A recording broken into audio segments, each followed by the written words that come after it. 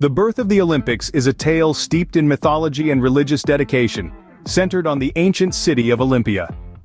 In the verdant valley of the Peloponnese, nestled between two rivers, lay the ancient city of Olympia. A place of both physical and spiritual significance, it was here that the first Olympic Games were born. In the 8th century BC, these games were not just a display of athletic prowess, but a deeply religious festival dedicated to Zeus, the king of the Greek gods. According to myth, it was Heracles, the demigod son of Zeus, who first established the games in honor of his father. He reportedly ran a foot race declaring the winner to be the recipient of an olive wreath. This story, though steeped in mythology, set a precedent for the athletic competitions that were to define the Olympics. The early Olympic Games were intrinsically tied to religious rituals. The heart of Olympia was dominated by the Grand Temple of Zeus, a testament to the god's omnipresence during the Games. Here, sacrifices were made, prayers were offered, and victory wreaths, made from the sacred olive trees of Olympia, were bestowed upon the champions. The Games quickly evolved from their religious roots, growing into a 5-day event that attracted competitors from every corner of Greece.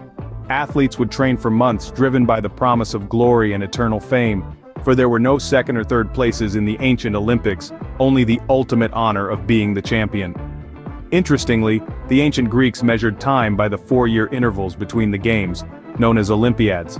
This period became a recognized unit of time, marking historical events and reigning champions. But the Olympics were not just a testament to physical strength and religious devotion.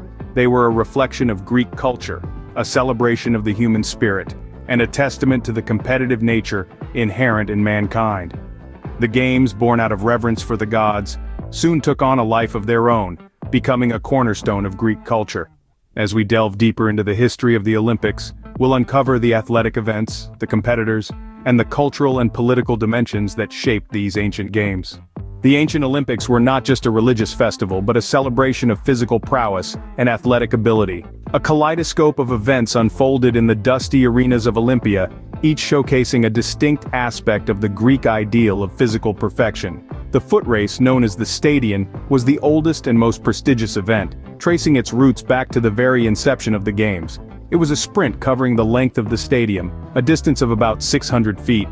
The race was a test of raw speed and endurance, and victory was a matter of immense pride and honor. Next we have the discus throw, a test of strength and precision.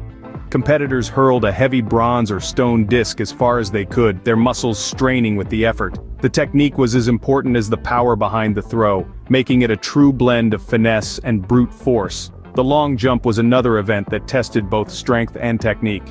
Athletes used weights called halters to gain momentum, leaping as far as they could into a sand pit. It was a spectacle of grace and athleticism, a ballet of human motion in the pursuit of distance.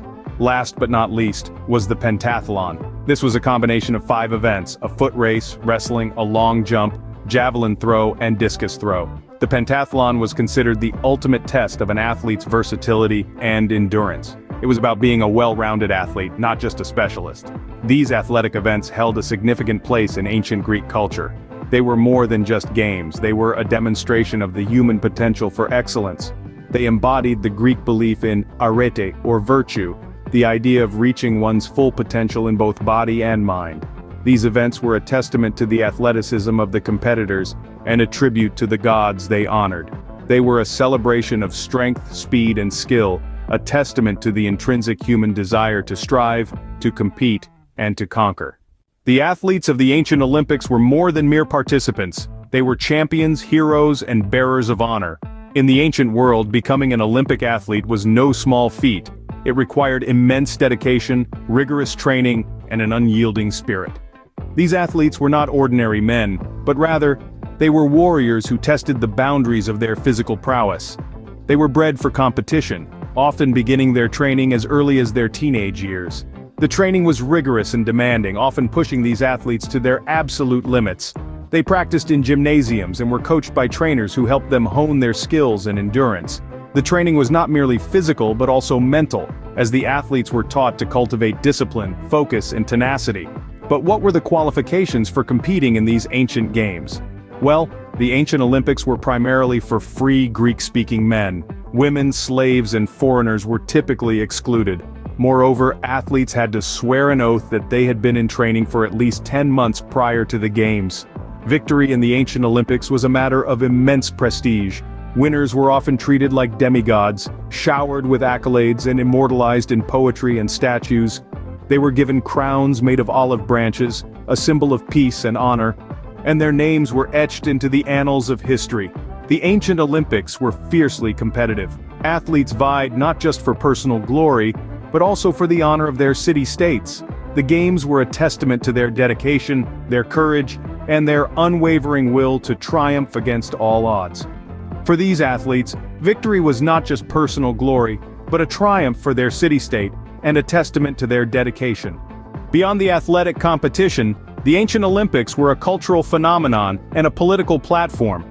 More than just a sporting event, they were a celebration of Greek society and its values, a showcase of Hellenic culture, and a testament to the power of peaceful competition. These games were deeply entwined with the cultural fabric of ancient Greece. They were held in honor of Zeus, the king of the Greek gods, and were imbued with religious significance. The Games were a festival, a time for rejoicing and coming together. Artists, poets, and philosophers flocked to Olympia, turning it into a cultural hub. This allowed for a rich exchange of ideas and made the Olympics a hotbed of intellectual stimulation. But the ancient Olympics were more than a cultural gathering. They also carried significant political weight. Held every 4 years, they were a symbol of unity for the often fractious Greek city-states. The Games provided a platform for diplomacy, a chance for leaders to meet, negotiate, and resolve disputes. During the Olympic period, a sacred truce was declared, temporarily halting wars and conflicts, uniting the city-states in a shared celebration of athletic prowess. Furthermore, victory in the Games was a matter of pride, not just for the individual athlete but for their city-state. Winning athletes were hailed as heroes and often used in political propaganda, further emphasizing the political significance of the Games. The ancient Olympics also played a crucial role in spreading Hellenism. Greek language, philosophy, and ideals were propagated through this event, promoting Greek influence throughout the Mediterranean and beyond. The Games were not just a testament to physical strength and agility, but a testament to the reach and impact of Greek culture and thought. So, when we think of the ancient Olympics, we must remember that they were more than games. They were a celebration of Greek culture, a platform for diplomacy, and a symbol of unity among the diverse Greek city-states. The Games were more than a competition. They were a tool of diplomacy, a showcase of culture, and a celebration of Hellenism. All great things come to an end, and so did the ancient Olympics. But from their ashes, a new tradition was born. As the Greek city-states lost their independence, the ancient Olympic Games began to wane. The rise of the Roman Empire, with its different cultural and political dynamics, played a significant role in this decline. The Romans, while initially tolerant of the Games, eventually grew to view them as a symbol of Greek resistance and a threat to their authority. Moreover, the spread of Christianity across the Roman Empire brought with it a shift in societal values and beliefs. The ancient Olympics, with their pagan roots and rituals, were seen as incompatible with Christian doctrine. Theodosius I, a Roman emperor and devout Christian, took a decisive step in 393 AD.